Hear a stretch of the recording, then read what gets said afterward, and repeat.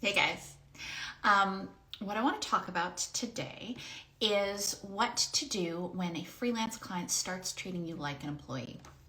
Now I know at first that could seem like a good thing, like, oh well, great, they're making me feel like a member of the team. We're very engaged, we're working very closely, and yes, when you are a freelancer, you do want to present yourself and you want to act like you're a member of the team, you're invested, absolutely. However, there is a difference between being freelance and being on staff, and totally aside from like paycheck stuff and taxes stuff. What I mean when it becomes a problem when a freelance client thinks of you as available to them at any time, the way that you would be if you were on staff. So for example, if a freelance client emails you in the middle of the day and says, hey, just sending these over, can we get these done by end of day? Or even worse, hey, I'm sending these over, we're gonna need these by end of day. Now, if you were an employee, arguably that might be reasonable because they own your time. But when you are a freelancer, that's not the case. You have plenty of other clients and you aren't able to just drop things for them. Even if you do retainer work for a client, meaning that they have you or they reserve a certain number of hours on your schedule per week, even if that's the case, even if it's 10, 20 hours per week that they have you reserved for, that they have you on retainer, it's still not reasonable for them to give you something in the middle of the day and say, okay, we're gonna need this by end of day. That might not be how the hours work out for you. They don't have the right to do that, but the only person that can stop that from happening, maybe that's a nice way of saying it, is you. Which means that you have to put together some boundaries. You have to be willing to stand in ownership of the fact that you are a professional, you have other clients, and nobody else gets to tell you how you spend your time. Now, you don't have to be aggressive about this. You don't have to be upset or angry or anything along those lines. All you really have to do is just send an email back and say, definitely happy to help you with this.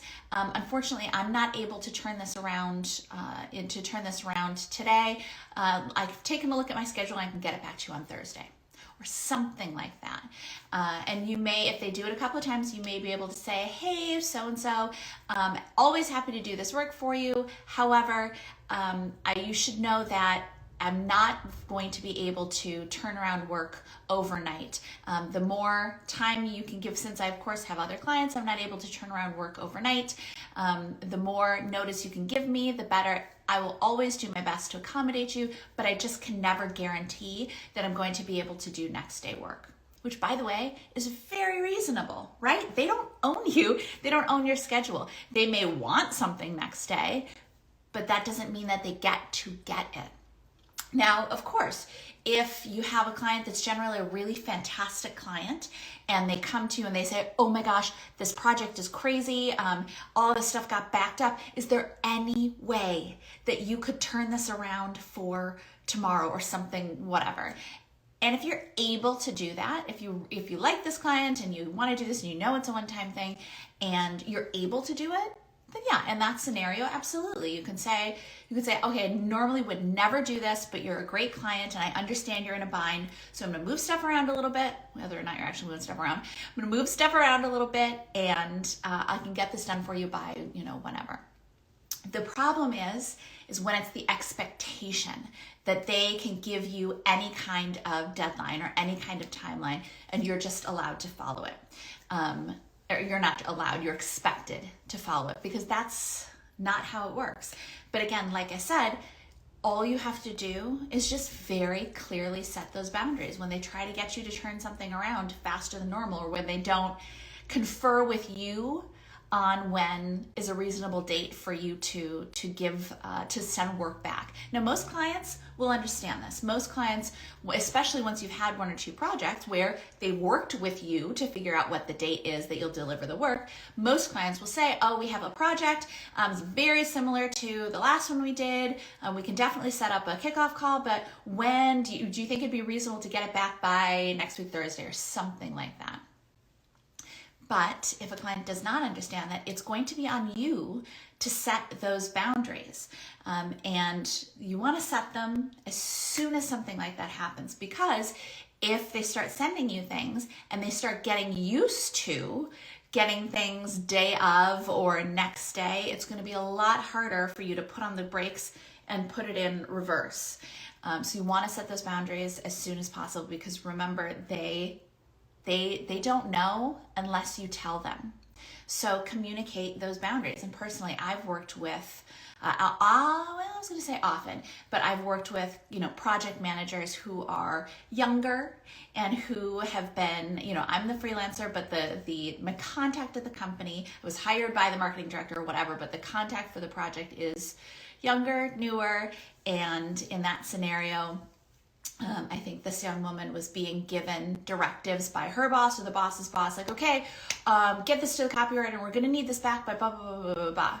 And so all she was doing was going, okay, that's what I have to get done. And she went over to me and she went, here, I need this done by end of day, something like that. And then, partially that was just because she was new to business as a whole. But it didn't matter. I still had to set that expectation with her and let her understand that that's not how I work. That's not how freelancers work. I can't turn around anything that quickly. So it's all a matter of setting those boundaries and just communicating.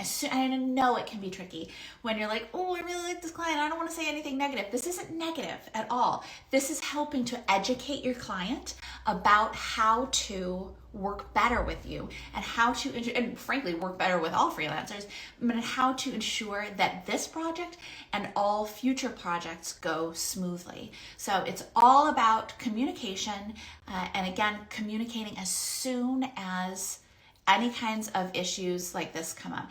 If you don't guard your own boundaries, nobody else is going to guard them for you. Remember that clients don't know how to be clients. Often we have to teach them. So if your clients are starting to push those boundaries a little bit, which they may not even realize is pushing boundaries, but when they start to get into that space, it's on you to set those boundaries and communicate efficiently and effectively and as soon as possible.